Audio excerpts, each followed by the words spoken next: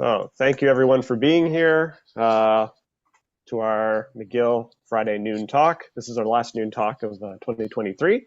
Today we have the great pleasure of welcoming Dr. Brian Pogue. Brian is the chair of the Department of Medical Physics at the University of Wisconsin-Madison, a fellow of Optica, SPIE, AIMBE, AAPM, National Academy of Inventors. He did his PhD at McMaster in Canada, just not too far away from us in Hamilton. Then went to Harvard Medical School as a postdoc and has been an engineering faculty member at Dartmouth for 25 years until recently.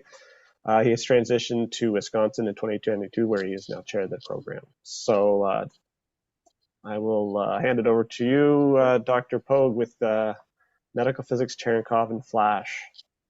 Take it away. Okay.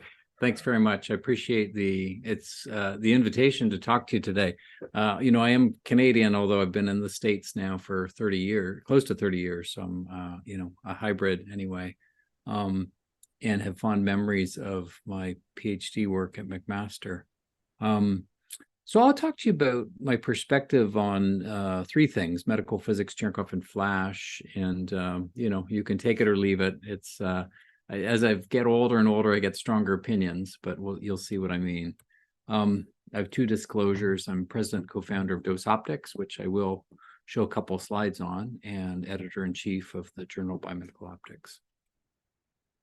So I thought I would start out just talking about my general thoughts about medical physics as a field, and then use that as an entryway into my two scientific areas that I'll talk about: Cherenkov and radiotherapy, and then flash radiotherapy. And the subtext is they are research that's based in invention and or discovery. And I think that's a key piece for the field of medical physics.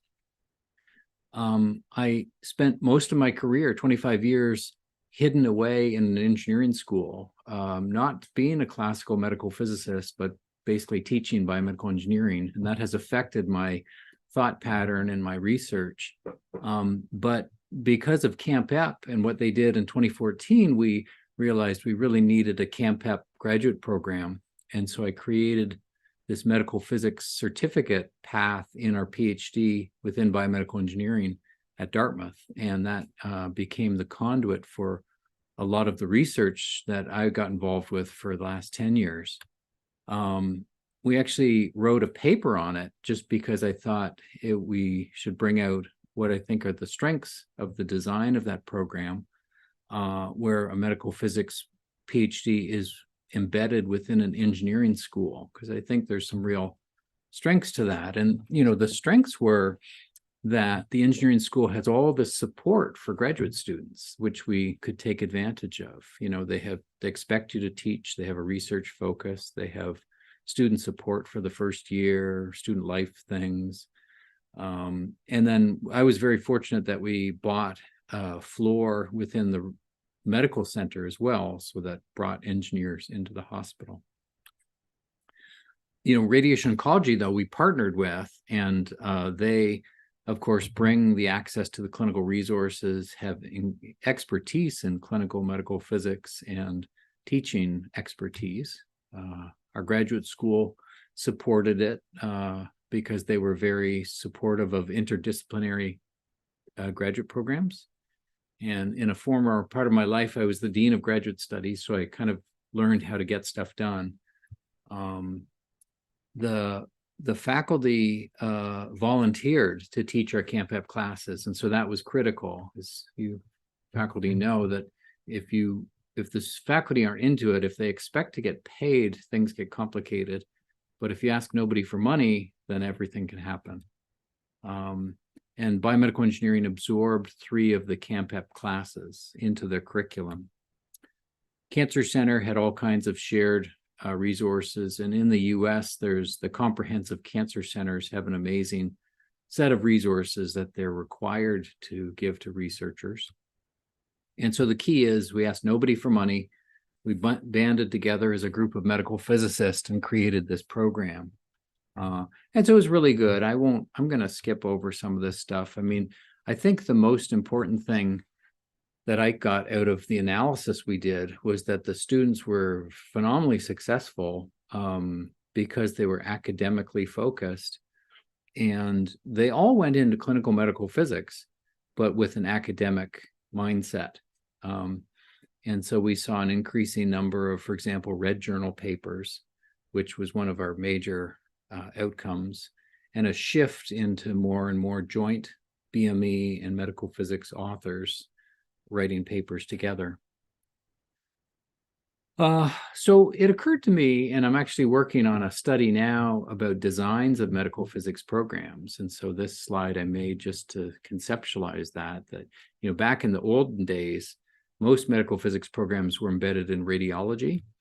And in modern times, the vast majority are now embedded in radiation oncology departments, and they're a major piece of radiation oncology, completely intertwined with the clinic. There are a handful of fledgling programs where radiation oncology and physics department sort of band together. It tends to be the schools that have a lower research portfolio, and they want to use the clinical contact as a way to enhance their research program. And then more and more, there's a handful of programs that have banded with engineering schools, and Dartmouth was one of those. And I think you'll see my bias that there's a real strength to this. I'll show in a second. But then you contrast that with biomedical engineering departments or medical physics departments as standalone. And if I just count them, in the United States, there's 216 biomedical engineering departments, and there are 2 medical physics departments, Wisconsin being one and Memorial Sloan Kettering being the other. So you can only conclude that medical physics so this is the sad statement, medical physics is not widely considered to be an academic discipline, whereas biomedical engineering is and is thriving, right? So it's very interesting to contrast those two because they're perceived quite differently. And I just did a study on funding at the NIH, and sorry, this is a little US biased here, but funding at the NIH, and the entire field of radiology and radiation oncology together is in the blue. And then the entire field of biomedical engineering is in the red. And so radiology and radiation oncology funding is flat or decreasing. And actually medical physics would be a tiny piece of this. Biomedical engineering is on track to become 2% of the entire NIH budget in a couple years. So again, biomedical engineering is thriving and making money like crazy and expanding. And most engineering schools, it's their most profitable research center and is growing and growing. One of the lessons that I tell my faculty and others is think about multi-PI grants, because in the medical physics world, I think we're perfectly suited for multi-PI grants. We have a lot of expertise, but really we probably need an extra person, either an engineer or a radiologist or radiation oncologist. But the winning scenario for a lot of medical physicists is as a multi-PI grant applicant. I wrote this when I came to Wisconsin, or just before I came, I wrote this incredibly boring paper about how to make a really good research program department. Nobody will ever read it. You shouldn't read it. But the gist of it is this. If I sort of caricature things to the extreme, there's academic scholarship on one side and clinical medicine on the other side. And of course, we want excellence in both, right? And so the excellence in academic scholarship comes from invention and discovery. The excellence in clinical medicine comes from outstanding patient care.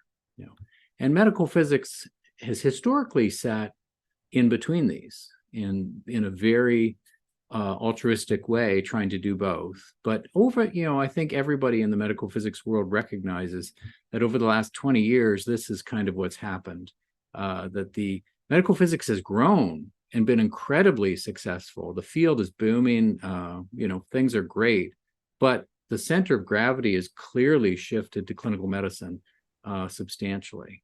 And so it's left academic scholarship to be a significantly smaller piece of what we call medical physics.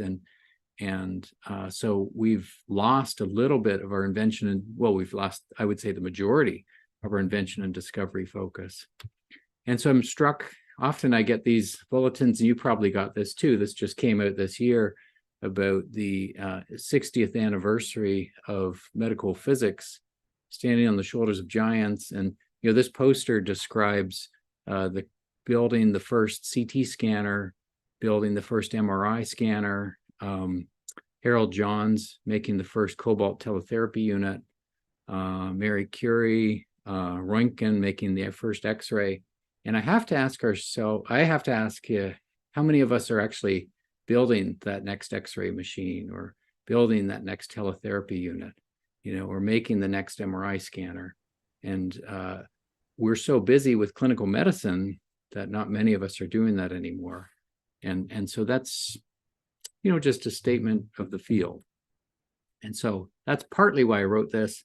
That's partly why I moved to Wisconsin, is because of wanted to be involved in more invention and discovery.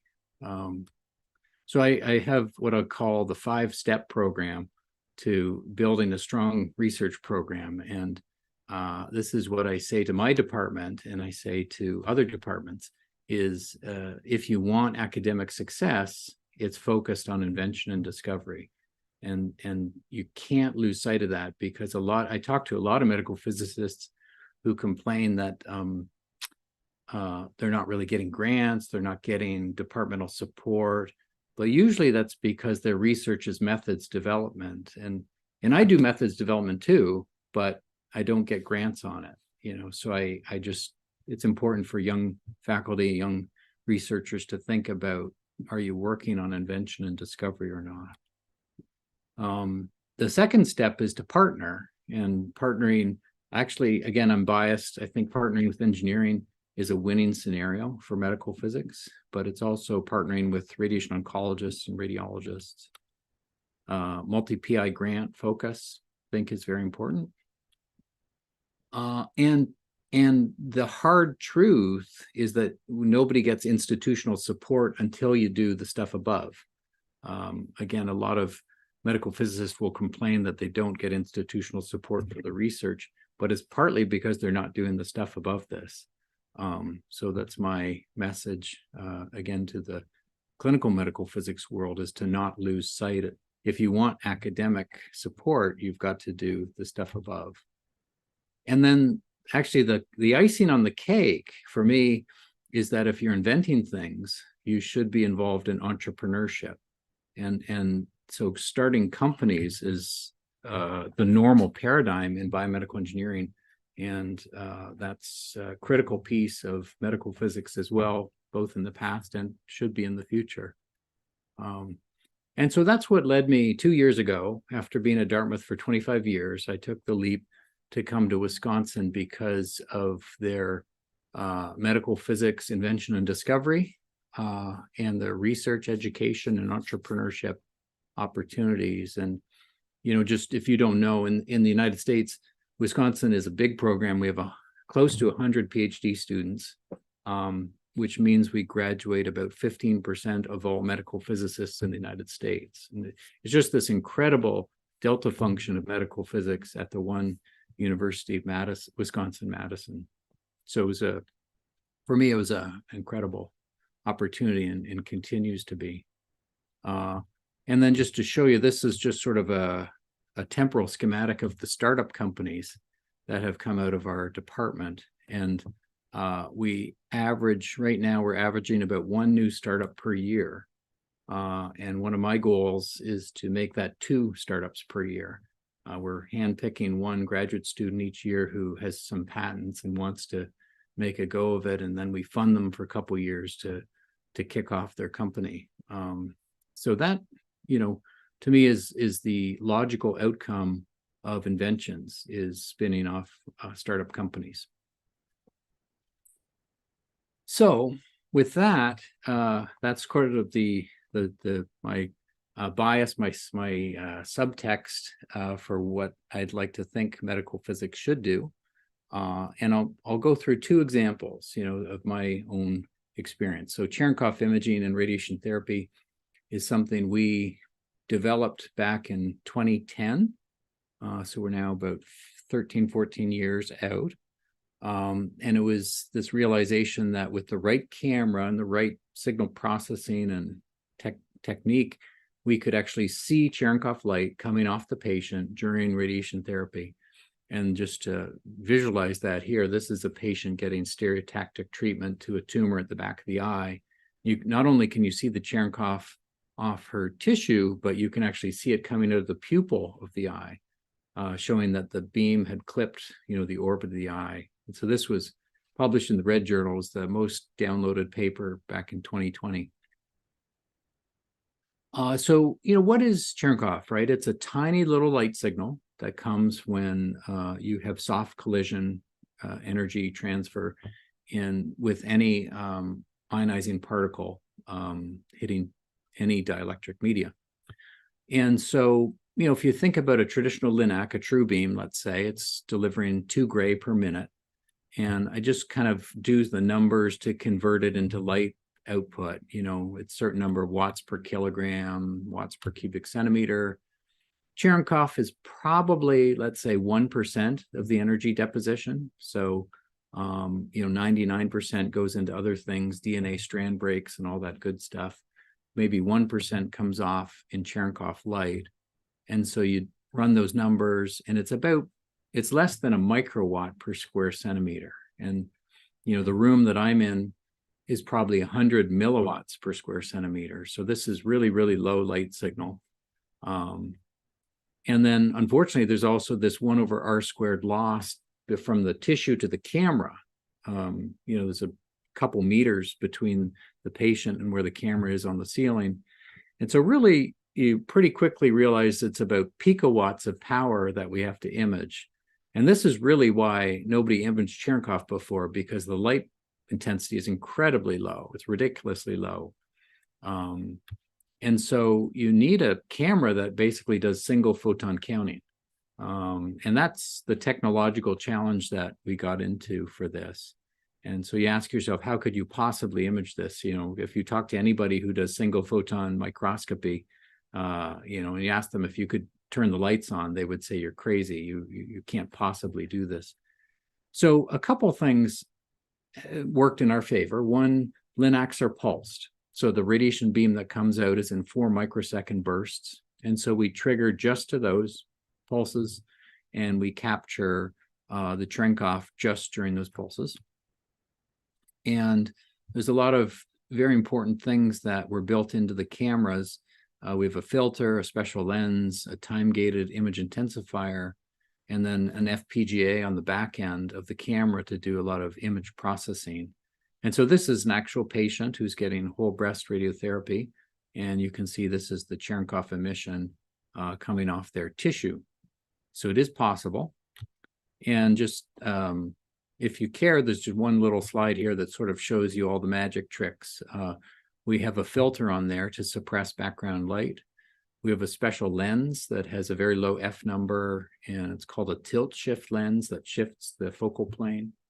The time-gated image intensifier is critical because we gate the camera on only during the pulses of the LINAC. There's 3 things on the FPGA. FPGA is a field programmable gate array on the back end of the camera. So it imports the images and then allows us to do some image processing in real time before the images come out of the camera. And so we do temporal spatial filtering, temporal median filtering, spatial median filtering, and background subtraction. And so you add all those things together, and it's about a factor of 10 to the 6 improvement in signal to noise or detectability. So that is huge. That all of those things have to come together to actually make Cherenkov imaging work. And so it's been a very exciting and fun technical challenge to work on. And so this is a real-time video of a body phantom getting that whole breast radiotherapy. And so you can see in real time the Cherenkov is, we color it blue, and then the time integrated image we color in this yellow, orange, purple, just like eclipse. We try to make it look like a dose image, even though we know it's a cumulative Cherenkov image right there. And then this is a patient, actual patient getting whole breast radiotherapy. And so you can see the beam in one tangent field, and then there'll be a stop, and then the beam swings around and the other tangent field is delivered. But that's the cumulative Cherenkov there on the breast. And so you can see a couple of things. You see blood vessels in the image, so we know this isn't dose at all, but it's sort of like dose in that it's the cumulative Cherenkov. But the fact that you can see the nipple and the blood vessels tells you that there's light attenuation as the light comes out of the tissue. And so we're very careful to not call it dose. It's a Cherenkov image, but the shape of it should look like the shape of what the dose delivered should have been. And that's the origin of why it's one of the reasons why it's useful. But this shows another reason that, patients can have dementia. They could just move when they're not supposed to move. They could not follow directions. And so this is a classic of a patient just dropping their arm in the exit beam. And this was actually not even seen at the time of treatment because it was on the exit side and the therapists weren't really focused on it. But we've seen this, I think, 3 times now of dose to limbs. And then this is probably one of the more insidious ones, which is dose to the contralateral breast. We've seen this a fair bit now, and we're actually doing a large clinical study on this of how much dose goes to contralateral breast in traditional whole breast radiotherapy, because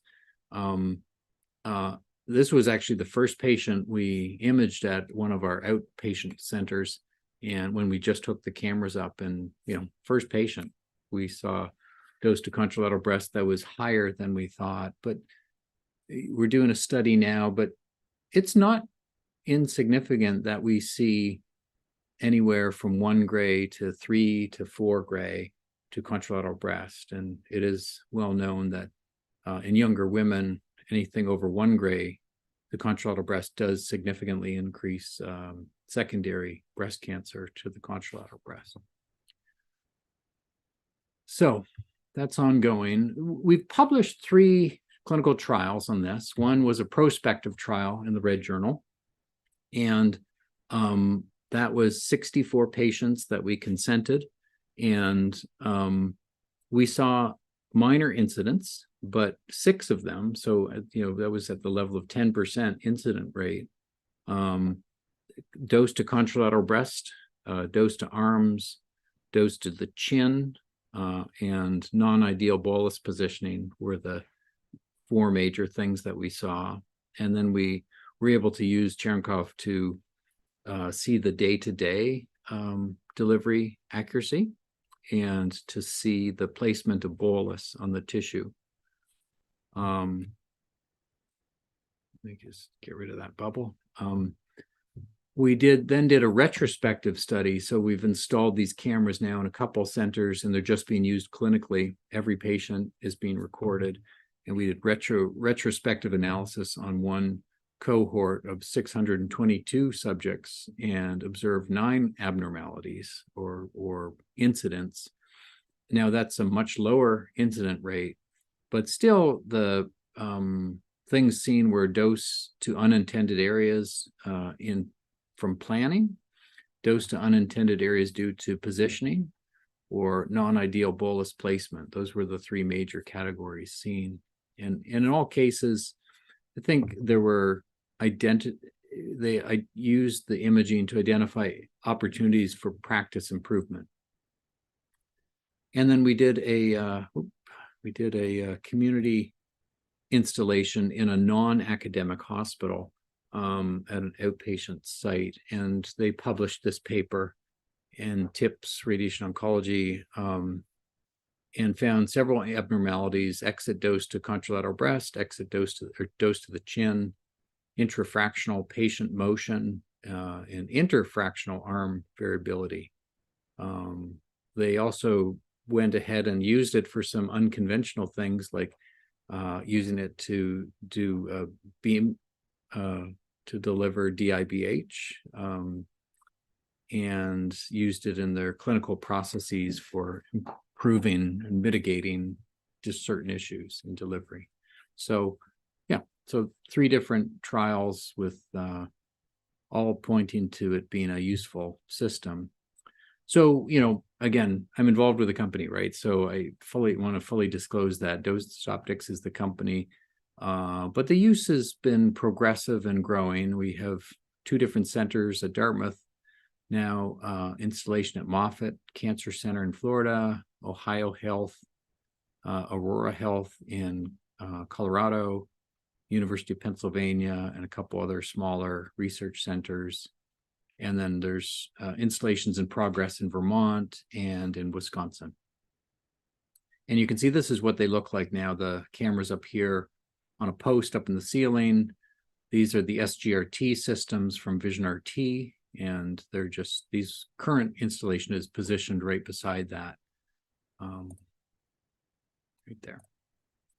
And this is, I think, where we hope to get to, which is that the live Cherenkov will be displayed in real time over top of the treatment plan delivery, so that you can actually see what the beam should look like and then what the beam does look like with the Cherenkov. So this is where sort of the direction is, and this has been a research effort here, but I think we'll get there pretty soon.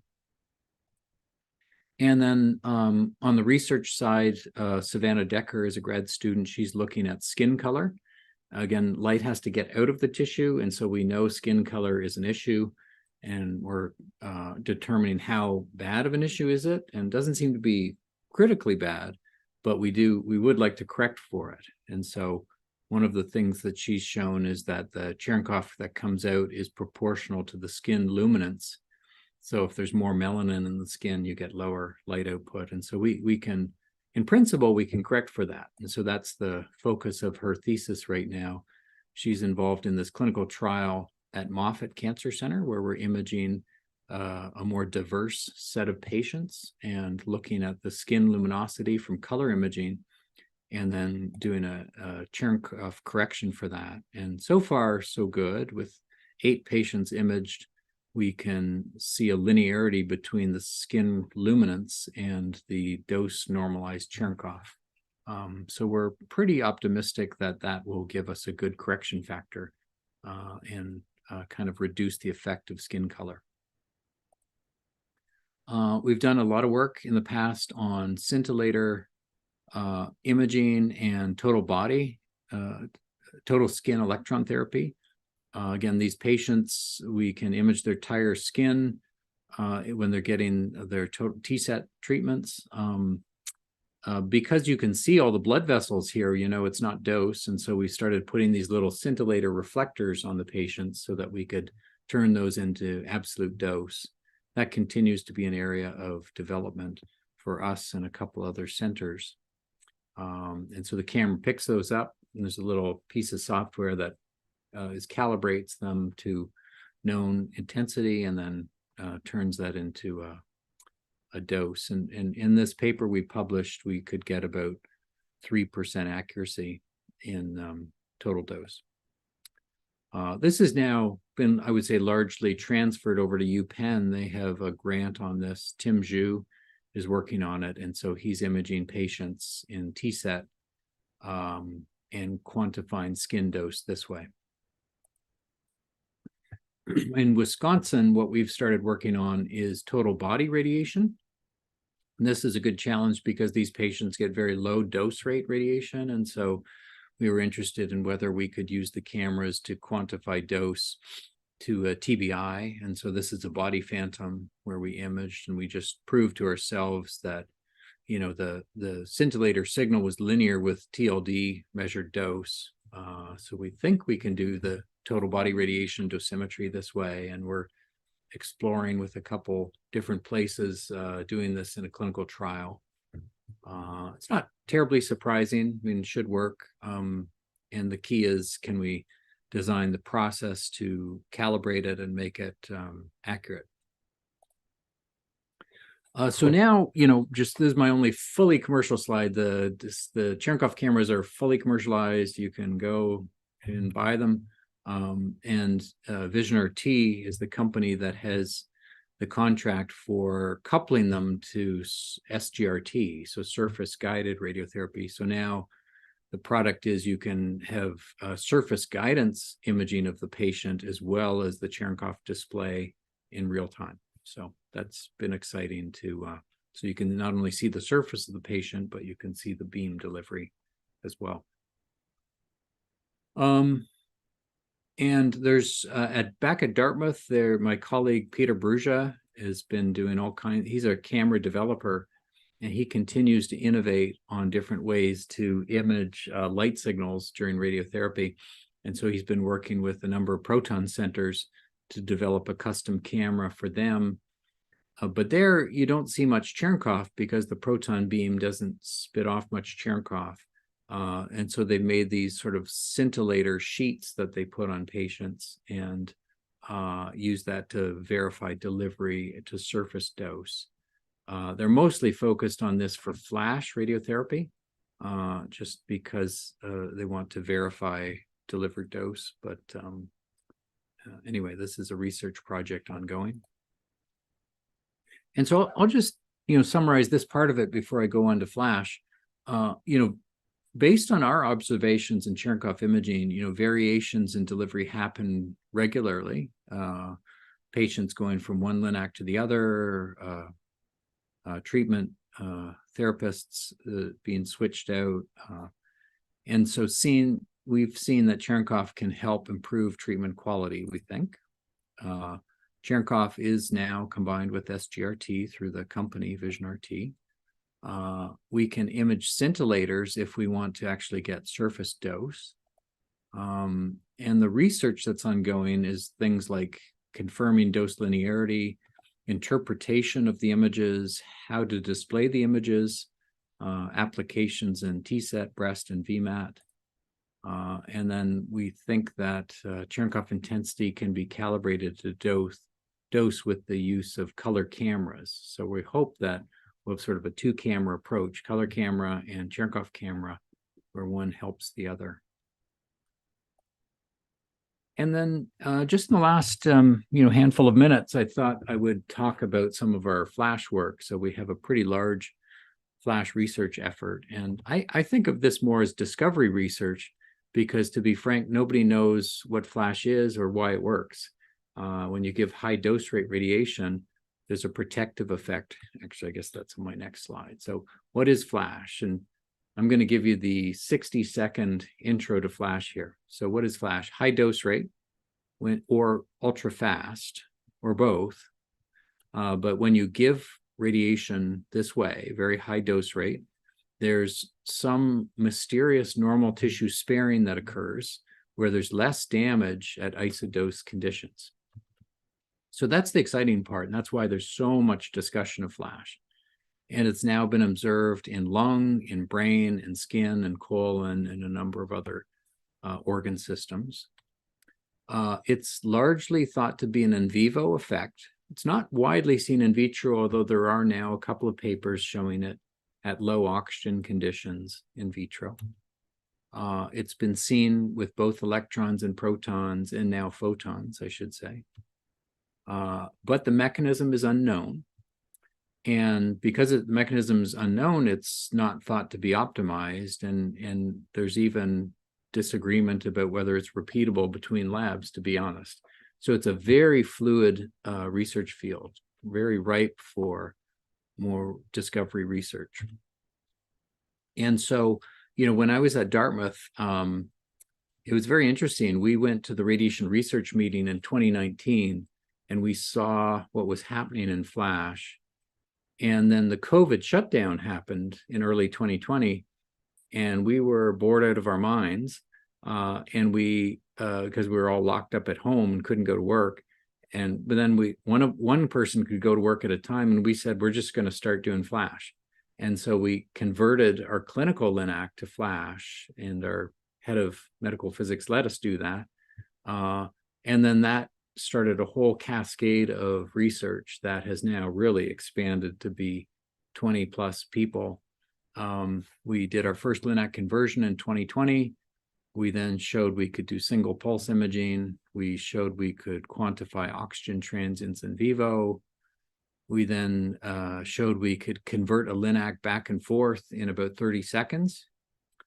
We did an FMEA analysis of that, and then we've gotten into mouse and pig studies, and we're now applying for a human IRB to do a human trial with electrons. And we published one paper, then the next year we published 5, next year we published 5, and now this past year we published 8 papers. So things have really come along, and it's been very exciting to be involved in this because it's discovery-based research. And so this is just a little picture of some of the people involved.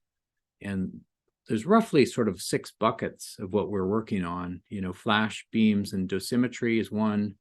My expertise is more in the oxygen sensing area, so I focus on oxygen sensing, preclinical testing, veterinary study, radiochemistry, and then human treatment planning, trial planning, I should say. We're hoping to kick this off in early 2025 is our goal. And as a person who's been more preclinical most of my life, although not exclusively, this is one of the things that drives me. The biggest problem in flash is that it's a biological effect. And so the assays typically have error bars that are like plus minus 50%. Everything to do with biology has error bars that are like plus minus 50%. If we could do most of the work in the radiochemistry world, we can get error bars that are like plus minus 5% or 10% because we can actually do more precise measurement, and we get away from the biological variability. Now, that's not realistic completely, but I'm just saying a lot of the work that I focus on in my own research group is radiochemistry because we can get precise assays, and then we look at which ones can translate in vivo. And so this is a very simplified diagram of a very complicated radiation chemistry cascade. But, when radiation hits tissue, you can have direct effects that cause DNA damage. And this is assuming that what we think drives flash is DNA damage, but that's actually not even, a lot of people don't even agree on that. But I personally believe most radiation death comes from DNA damage. So that's what I'm focusing on here. But the direct effects, indirect effects, and then there's secondary things like peroxyl radical formation, like oxygen fixation, for example, of the DNA damage.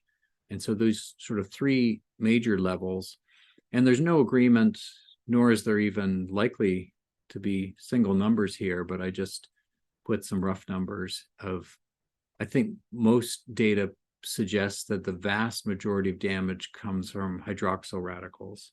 And then everything else is a little secondary.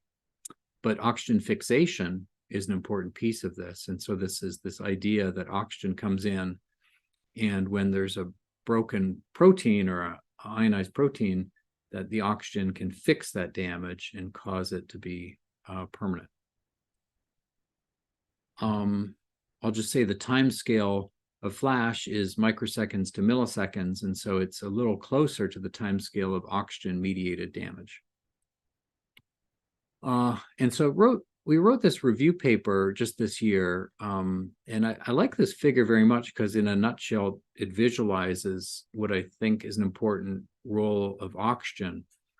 There's many things we could measure for radiation damage. These are the assays of radiation damage, if you will, on the y-axis here. And then, as you go laterally, these are the different assays. You could assay in solution, you could assay in proteins, you could assay in cells, you could assay in ex vivo tissue, you could assay in mice or in humans. And unfortunately, none of these assays actually work through this whole breadth of test systems. For example, most people would care about ROS, or reactive oxygen species, and ROS are almost always measured in solution. You there's some of them that work in cells, but very, very little to none has been done in vivo. Conversely, what we actually care about are the biological effects. And biological effects happen in vivo, and they do not happen, the flash ones are not thought to happen anywhere else. And so you can see DNA damage. Well, DNA damage is almost always done just in single cells and assayed that way. It doesn't translate either to solution work or to humans. But actually, oxygen consumption is one of the few tools we have that translates all the way from solution work all the way up to human studies. So we focus on oxygen consumption in our work. And I'm going to skip forward a little bit. We're running out of time, but so we quantified the oxygen dynamics in flash. This was, I would say, our first big paper back in 2018, 2019. Where we showed with this molecule, so we injected this molecule into mice, and we irradiated them with flash, and then we can measure the PO2 in vivo from the phosphorescence lifetime of this molecule. So it's a little bit of a complicated assay, but basically this is a well-developed assay for oxygen developed by Sergei Vinogradov at UPenn. And this is what we see. So the PO2 is sort of floating around 25 millimeters of mercury. And then when the flash happens, we see this jump in PO2 from oxygen consumption. And if you remember my slide before, it's from peroxyl radical formation, we think. And so we call this delta PO2, or the change in PO2 from flash. And so we see it in normal tissue and tumors, and we quantified it in this paper and showed it's about 1 millimeter mercury, or 1 to 2 millimeters mercury per 20 gray of dose. And then there were a couple other important papers that came out just recently. This group from UPenn showed that the delta PO2 depended on the initial PO2. And so that the oxygen consumed is dependent on how much is available. And then probably the really important paper, this one, showed that the oxygen consumption depends on the dose rate. So this is a critical piece because it showed that basically as the dose rate goes up, the oxygen consumed goes down. And so when the dose rate goes up, you have fewer and fewer peroxyl radicals formed, or oxygen fixation. And so I'm going to skip. And basically, this is our hypothesis, is that we believe there's a different oxygen enhancement ratio. He doesn't believe. What's that? Oh, sorry. There's a different oxygen enhancement ratio for flash versus conventional radiation therapy. So this is, again, our hypothesis. So that you think about normal tissue, it's well oxygenated, and cancer tissue is poorly oxygenated. And so basically you have a decreased, as you go from conventional to flash, you see a decrease in the oxygen enhancement ratio that's larger for normal tissues. So again, this is 100% hypothesis, but this is what we're working on now, is to determine if this is true for flash radiotherapy. I'm going to skip that. And we did a study. There's in the flash world, there's a controversy of, is it the peak dose rate that matters or the average dose rate that matters? Because electrons, again, are delivered in pulses. And so the peak dose rate in a pulse can be extremely high, 10 to the 5 to 10 to the 7 gray per second, whereas the average dose rate over many pulses is typically in the about 100 gray per second range. And so we did a study of peak dose rate and average dose rate where we tried to vary them and looked at oxygen consumption and hydrogen peroxide production. And complicated paper, but the end result is that we saw that the mean dose rate seemed to dominate the change in PO2 and hydrogen peroxide. So we concluded that it was the mean dose rate that probably had the larger effect. But again, this is not flash, this is just radiation chemistry change. And then probably the most interesting thing that we've just publishing now, and this is unpublished, is the effect of gas and anesthesia gas and gender on flash. And so this is work by my colleague Jack Hoops and his med student Armin Tevakoli, where they took mice and gave them either air anesthesia or oxygen anesthesia with isoflurane, and showed that there was a difference in the flash. This is skin ulceration assay, so skin damage essentially, but showed that if the mice breathed air, they had less damage than if they breathed oxygen when given flash dose rates. So this suggests pretty well that oxygen is a significant factor here. And then very even more interesting, they separated the data on male versus female, and the males had less damage than the females. And it is known from veterinary physiology that the females have probably better vascular supply and so are more well oxygenated skin than the males.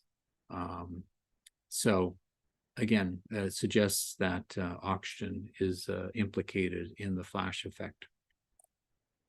So that's it. I'm going to summarize and then apologize for talking so long.